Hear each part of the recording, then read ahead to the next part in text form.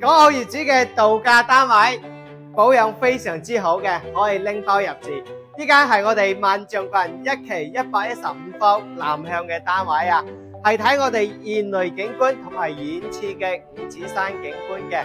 呢個視野係比較開闊，呢個景都係比較靚嘅。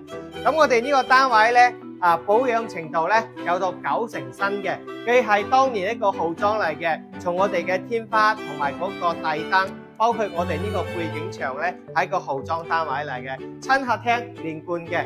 咁呢邊係餐廳位區啦，連我哋呢個餐邊櫃同埋酒櫃都已經同你安排上噶啦。咁入邊咧係我哋嘅一個廚房，U 字型嘅廚房嘅。咁咧仲帶埋我哋呢個生活陽台，生活陽台個景都係睇現雷景觀嘅。咁啊後期生活陽台可以擺洗衣機同埋我哋晾衫都係足夠嘅。咁我哋呢個單位咧，家私電器都已經係有噶啦。咁你後期入住嘅話就唔使大搞啦。基本上咧執好自己嘅衣服過嚟就 OK 噶啦。咁呢間係一個客房嘅，咁咧同樣咧都已經同我哋做好晒啲衣櫃啦，包括呢個衣櫃咧都係夠細大嘅。咁咧對面咧就係我哋一個公共洗手間啦。乾濕分區都已經完全做好咗啦。咁呢邊係一個兒童房，兒童房咧後期可以擺個米半嘅一個榻榻米床都係擺得落嘅。咁再過嚟呢度咧就係主人房啦。咁呢個洗手間咧都係乾濕分開嘅。咁呢個空間咧都係比較大啦。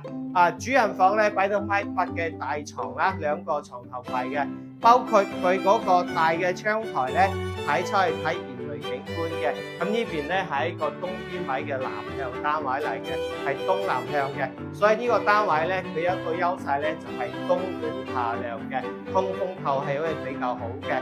咁咧目前咧呢個單位咧所在咧喺個電梯高層啊，咁佢個景同埋採光通風都係比較靚嘅。115平方，98萬嘅總價，14萬嘅首期，如果去到3500蚊咧，你就可以做業主噶啦。如果有興趣嘅，可以啲君仔過嚟睇樓。君仔嘅公司就喺隔籬賽納湖樓下嘅德賢優選房啊。